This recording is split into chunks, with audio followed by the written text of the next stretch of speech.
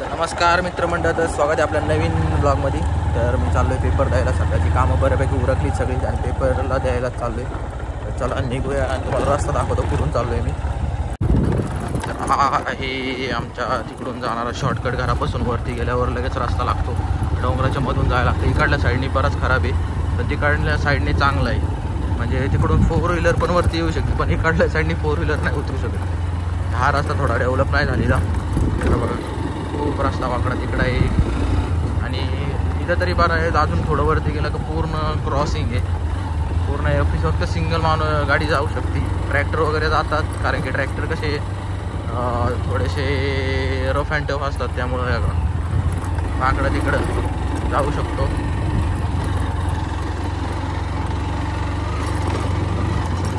गाडीचं तर बरं कल्याणच होऊन जातं आणि आपल्या गाडीला म्हटलं तर काही विषयच नाही.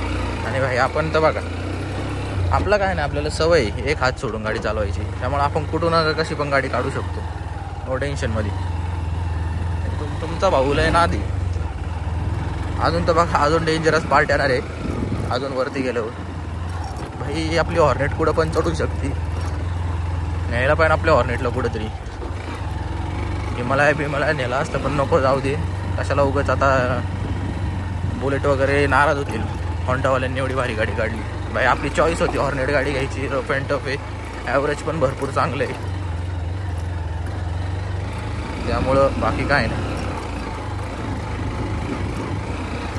बघा ओपनली आपण आलोय थोडक्यात. भाई आज तर पार एका हातानेच गाडी आणली फक्त तुमच्यासाठी मित्रांनो.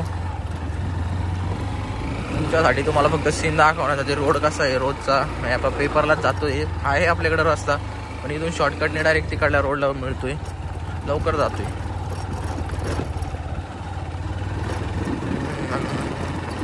मेन पॉईंटवर आलेलो आता. इथून हा सीन बघा, एवढा खालून आला आपण आणि आता आपल्याला इकडल्या जायचंय. बघा आता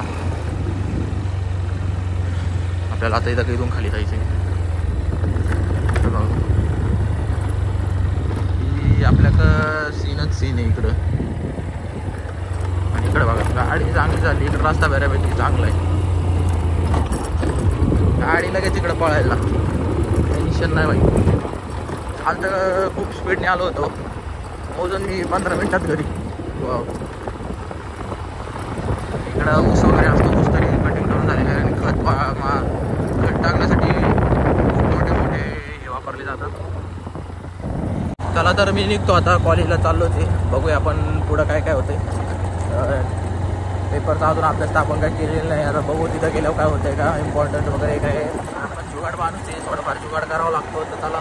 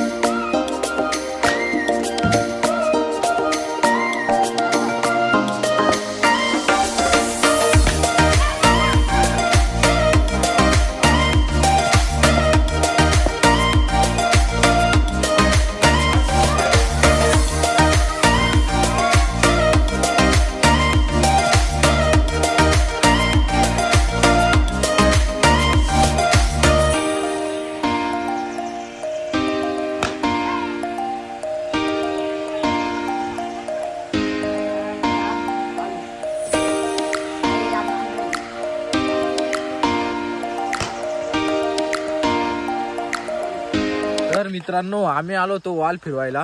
रात्रीची मोटर आपल्याला बंद करायची असते पप्पाईच्या इकडून. पप्पाईच्या मधून यावं लागतं, तर ती बंद करत होतो. आणि सेफ्टीसाठी यांना घेऊन आलो होतो, सेफ्टीसाठी. तर ह्या दोघा पोरांची इतकी फाटलेली भयानक लेवलवर. बघा मी मागं आलो तर लगेच ते माझ्या मागे येतात पडत. इतकी फाटली. हा बघा, हा बघा पोरांची फाटलेली आहे चांगली बऱ्यापैकी. कळत नाही, जीवाशी खेळतोय तू. चल. आणि दुर्गा शेटचं तर काय विचारायलाच नको. वाघ आला का त्यालाच लोटणार आहे आम्ही पुढं. चला भाऊ तुम्ही बघा किती घाबरतोय. पप्पाईच्या मधून आपल्याला क्रॉस करावं लागते मोटरसाठी. बघा पोरं धडपुडं पण चालती नाही आणि मागं पण नाही. बघा चल ना, पण टाकेल ना तुला. कोण गायब करताय. भांडू नका रे. अबे इथून चल, आणि पुढून चल. बॅटरी चालू आहे ना, तू चल ना पुढे तू. इथून घे. चला गेली. चला बाबा चला येताना फ्लो मध्ये आलतो का. कोणत्या फ्लो मध्ये? हा गाडी जायचं.